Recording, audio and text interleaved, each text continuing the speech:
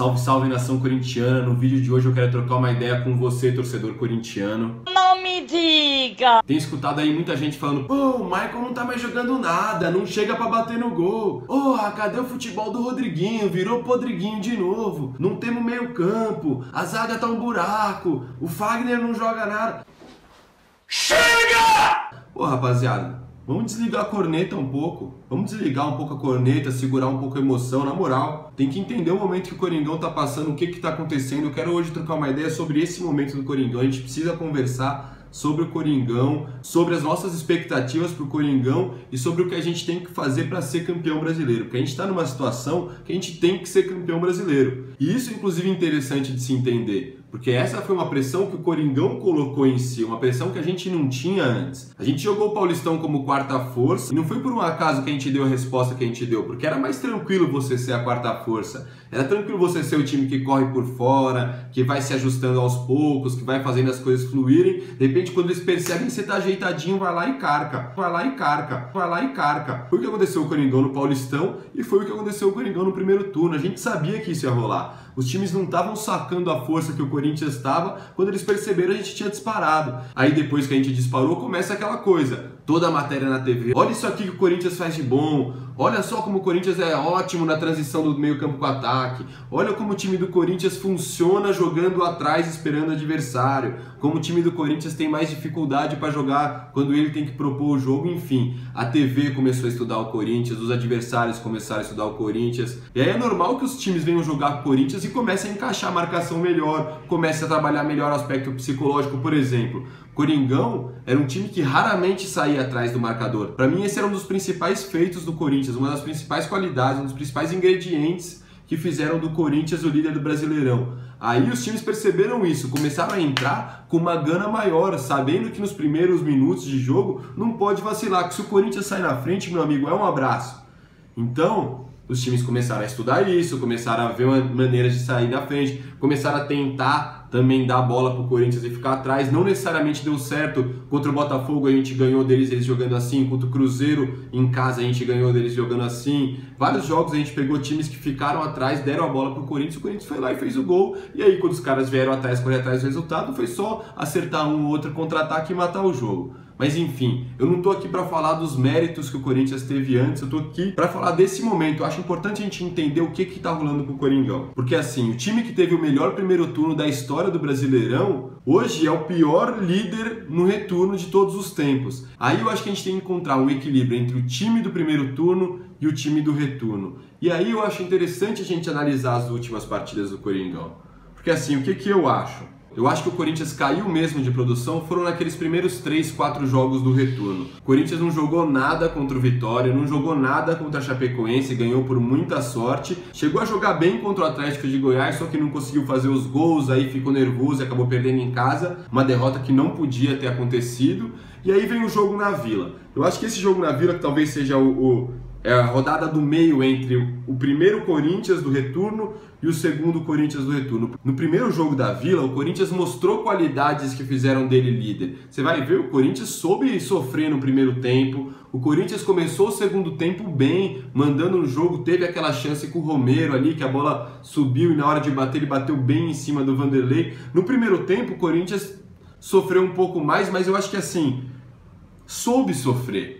Além daquela bola do escanteio que o Cássio salva, a única chance clara de gol é aquela bola do Ricardo Oliveira, mas a gente também tinha tido 1 ou 2 contra-ataques, logo no começo do jogo, uns 10 minutos, que se a gente trabalha melhor a gente teria finalizado mais legal. Mas enfim, o segundo tempo aí é natural, um clássico, o segundo tempo, Vila Belmiro, um lugar difícil de jogar, não só para o Corinthians, mas para o Corinthians ainda mais, porque a gente sabe que a torcida do Santos, quando é contra o Corinthians, ela vai. Quando é contra outros times, ela não tá nem aí. Contra o Corinthians, a torcida do Santos está presente. E aí faz da Vila um alçapão, é difícil ganhar na Vila, ainda mais com o time do Santos qualificado. Naquele momento, o Lucas Lima jogou, deu a vida naquele jogo, acabou se lesionando na sequência pelo tanto que ele se dedicou naquela partida. Aí eles saíram na frente, o Coringão não correu atrás. Mas o que eu acho interessante a gente reparar? O Contra o Vasco o time deu uma resposta. Tudo bem, ganhamos com o gol de mão, mas o Corinthians produziu naquele jogo. O Corinthians produziu bastante, foram várias as chances de gol, foram várias as boas jogadas de triangulação, jogadas de transição, jogadas que fazem parte do repertório corintiano, várias coisas que deram certo.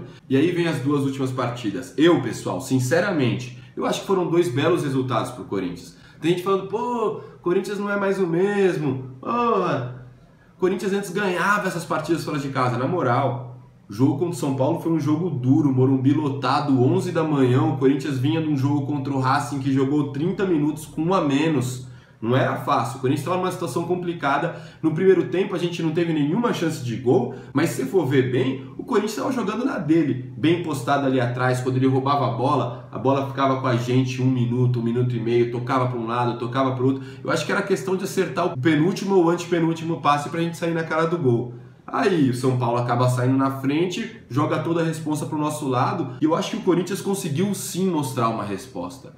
Porque o que rolou contra o Santos, a partida que a gente perde na Vila, a sensação de muita gente foi a falta de força de reação, pouco poder de reação do time do Corinthians. E aquilo realmente começa a ficar na cabeça, que você pensa, pô, na hora que o time cai de produção, se ele não tem poder de reação, já era. E aí eu acho que é legal a gente sacar. Esse vídeo que eu tô fazendo hoje é pra gente analisar exatamente esse poder de reação do Corinthians contra o São Paulo e contra o Cruzeiro. Porque o Corinthians foi muito bem no segundo tempo, tanto contra um quanto contra o outro. 2 jogos fora de casa, fomos atrás, buscamos um empate, e se o jogo tem mais um pouquinho de tempo, a gente virava o jogo. Acho que talvez no Morumbi faltou um pouco de vontade de ganhar aquele jogo. Depois que a gente empatou, era hora de ir pra cima, o Coringão começou a tocar de lado, começou a pensar muito, acabou faltando aquela gana de buscar a vitória, aquela raça, aquele poder, aquela força a mais para chegar lá e sair com os 3 pontos. Contra o Cruzeiro foi difícil, porque você vai ver, o Cruzeiro sai na frente, aí o Mano Menezes posta o Cruzeiro lá atrás, do jeito que o Corinthians gosta de jogar, dá a bola pro Coringão, mas eu acho que o Corinthians criou sim. Você vai ver no primeiro tempo, teve aquela bola cruzada que faltou alguém chegar no segundo tempo para finalizar, teve aquela bola que o Jadson encontra o Gabriel bate cruzado, faltou um pezinho ali para botar para dentro,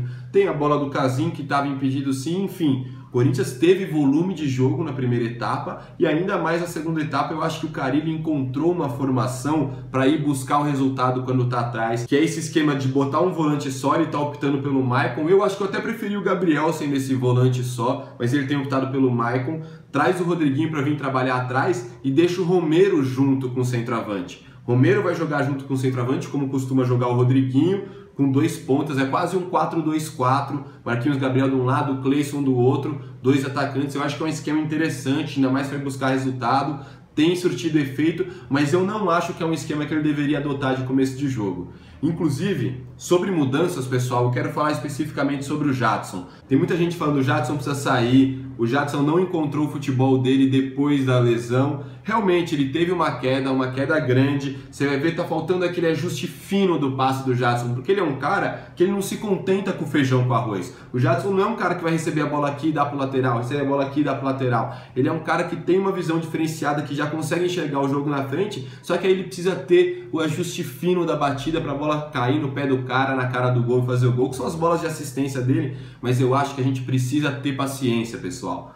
Precisa ter paciência. O Jadson, ele é um cara que joga muita bola, ele é um cara diferenciado e ele é um cara que vai reencontrar o futebol dele. Tenho certeza que ele vai chamar a responsabilidade agora na reta final. Ele não é o camisa 10 do Corinthians à toa, ele já foi campeão brasileiro, ele sabe o que precisa nessa hora, o algo mais precisa, e ele tá treinando, ele tá trabalhando, ele tá querendo evoluir, e por isso a gente tem que dar moral pra ele. Tem muita gente pedindo ou pra Marquinhos Gabriel entrar ou pro Cleison entrar, mas eu acho que os dois são boas armas para segundo tempo.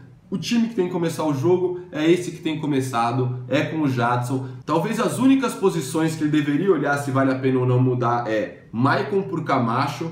Então, o Maicon realmente deu uma queda de produção. Eu acho que isso pode ser também por conta da lesão do Arana, ficou um tempo ali sem o Arana não voltou mais o mesmo. E ele é um cara que chegava nesse meio campo junto com o Arana e com o Romero, as coisas fluíam.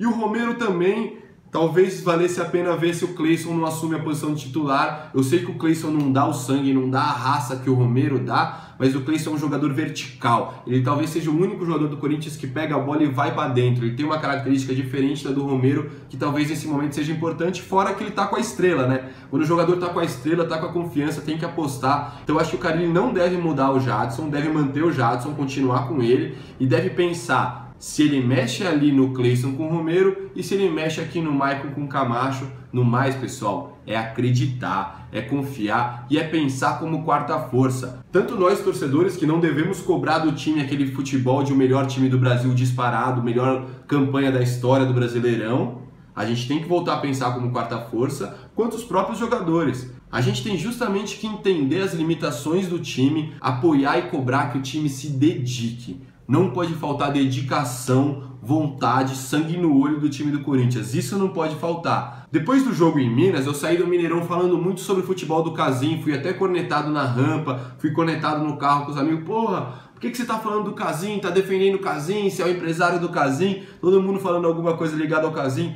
Pessoal, eu acho que o Casim mostrou muita raça, muito sangue na veia contra o Cruzeiro, e é isso que é Corinthians. Isso sempre foi o Corinthians. O Corinthians nem sempre é o jogador mais qualificado que faz a diferença. O Corinthians sempre foi o jogador que dá mais raça. A gente sempre soube valorizar o cara que dá a alma pelo Coringão, e o Casim deu sangue contra o Cruzeiro. Foi em todas as bolas, dividiu, correu de um lado, correu do outro, fez tudo que estava ao alcance dele. Acho que vale a pena a torcida do Corinthians reconhecer isso, porque ele é um cara que baixou muito a confiança depois daqueles gols que ele perdeu contra o Atlético de Goiás. Mas o que ele fez? Ele trabalhou, ele manteve a concentração, ele é um cara que não fica fazendo cara feia no banco, que ajuda o grupo e tal. E é um cara que entrou aí contra o Cruzeiro e mostrou responsa, mostrou que não foge da luta não, que cai dentro, que quer ser campeão, que tá fechado com o grupo. Eu acho que é isso que a gente tem que exigir do time.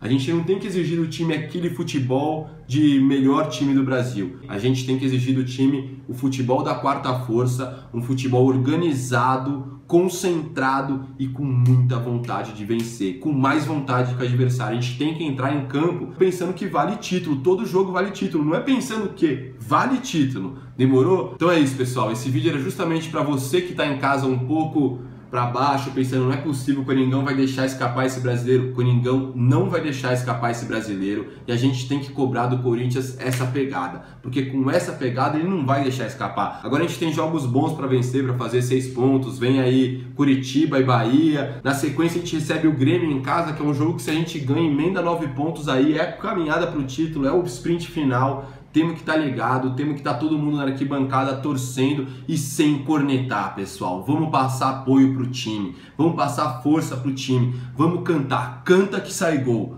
Canta que sai gol, vai pro estádio e não fica nervoso quando as coisas não estão acontecendo. Não fica aquele acredita, apoia até o final, do primeiro ao último minuto. A gente tem que estar fechado com o time, que ele vai sair campeão, ele vai ser o hepta. Demorou? Então, rapaziada, tamo junto, vai Corinthians, queremos a 7ª e até a próxima.